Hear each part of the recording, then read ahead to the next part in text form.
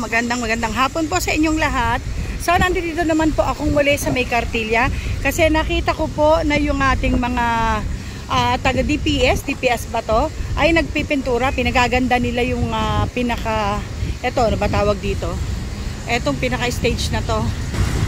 So ayan, pinagaganda po nila yung mga baitang pinipinturahan po nila para maging mas maganda. Ayan. So ito po ay dahil sa paghahanda para po bukas, dahil nga dun sa okasyong magaganap, may malaki po talagang okasyong magaganap bukas dito, kaya ito hinahanda na nilang mabuti yung ang ating gagawing pinaka stage. Oh, ganda. Kulay gray ang inilalagay nila. Pati po yun yung pinaka flagpole, pinipinturahan din ng gray para maging maganda naman talaga yung ating harap. Yung harap ng pinaka-stage itong Cartilla. Itong likod po ng Cartilla ng Katipunan maging maganda naman sa Tapos merong mga mensa rito na inilagay din sila. Tapos doon sa bandaron merong stage. Ayan. Tapos dito meron pong mga fence na ito po yung kahapon pang nilagay.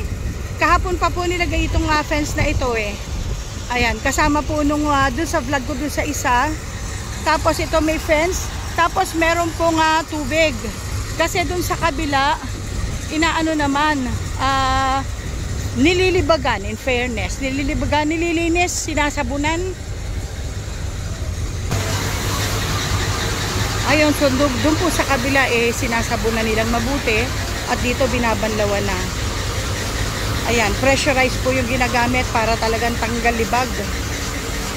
Dati po ito sa pagkakatanda ko, pinipinturahan talaga to para talagang gumanda yung itsura nung nitong lugar na ito, itong walkway na to. Gumanda yung itsura kasi talaga naman pula yung pintura niyan kaya pinipinturahan nila. Ngayon walang pintura, kulang. Siguro one of these days pipinturahan din to ulit para gumanda rin ulit yung walkway.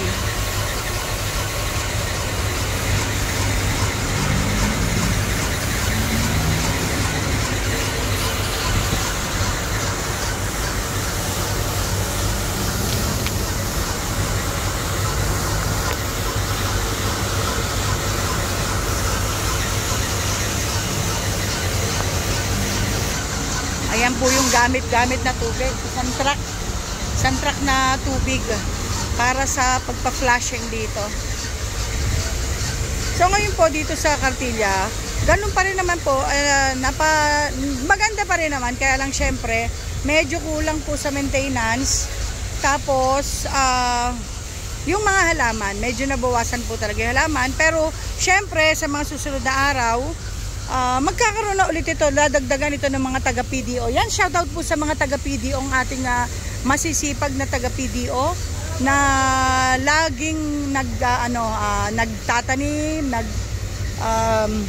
nagdidilig ng halaman at nagche-check ng mga parks natin dito sa Manila. Yan, sila po yung talagang sila po yung talagang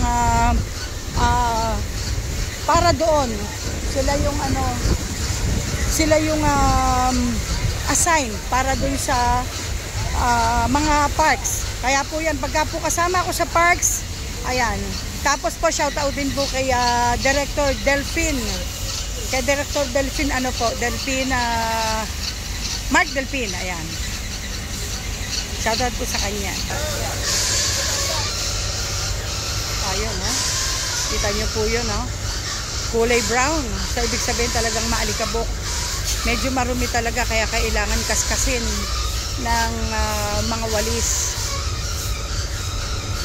Bali yan po kasi ini-spray kanila, meron sabon.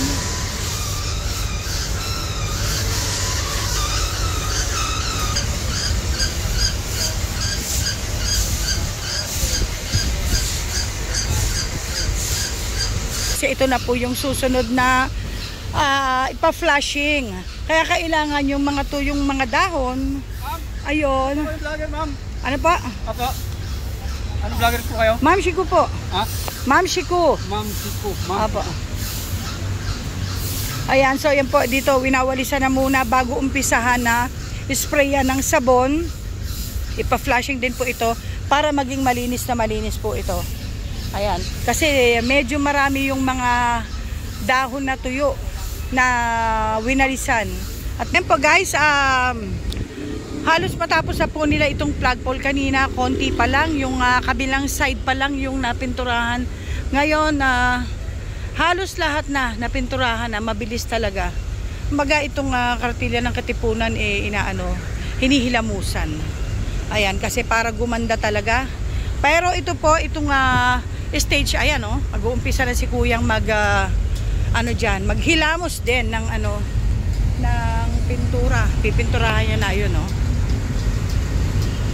para gumanda yung ating stage. Kasi po bukas dito magdadaos ng stage. Dito yung pinakaharapan. Kaya kailangan maging maganda na ang lahat. Preparasyon talaga na bonggang-bongga. Tapos ayun, so ilan po sila rito na nagpipintura. Bali apat sila dito. Ayun si Kuya isa.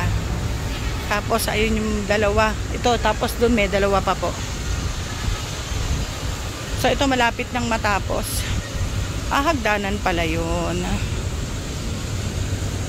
Ayun, hagdanan pala yan.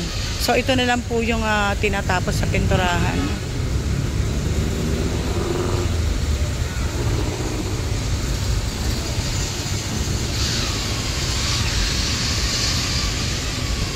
Pinagagandang mabuti ang ating flagpole.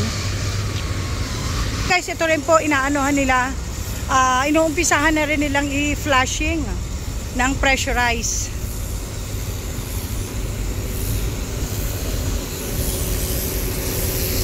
So yan, makikita po natin dyan yung ay po,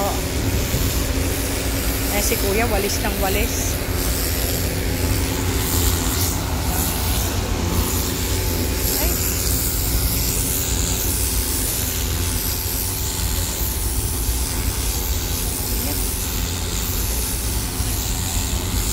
So makikita po natin yung libag natatanggal dun sa pressurized na spray. Tanggal talaga. So dun po sa lugar na yun medyo marami pa yung mga libag-libag na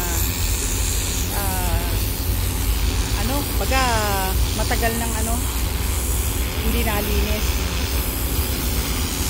Yan po yung ayaw ni Yorme, kaya gusto niya talagang malinis lahat. Kaya naman itong ating mga kasama dito na naglilinis dito sa Kartilya ngayon talaga naman. Kahit naman po saan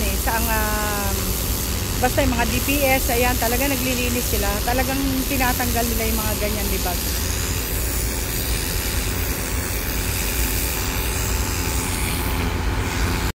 Naglalatag na rin po sila ng carpet.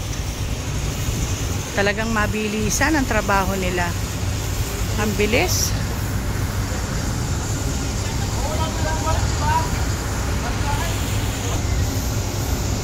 Ayan, ito pa po yung isa. Tapos nandoon pa yung isa, yung isang carpet.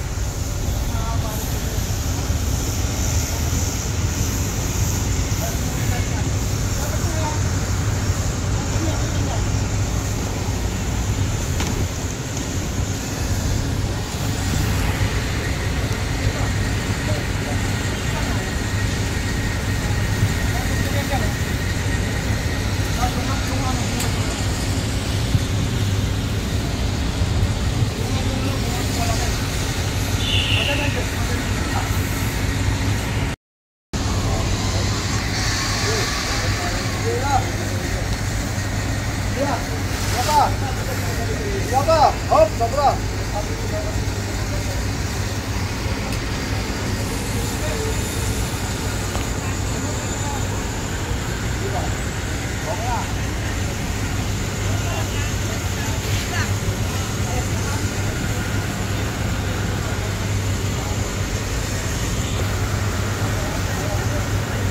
Sisipag nila Kuya,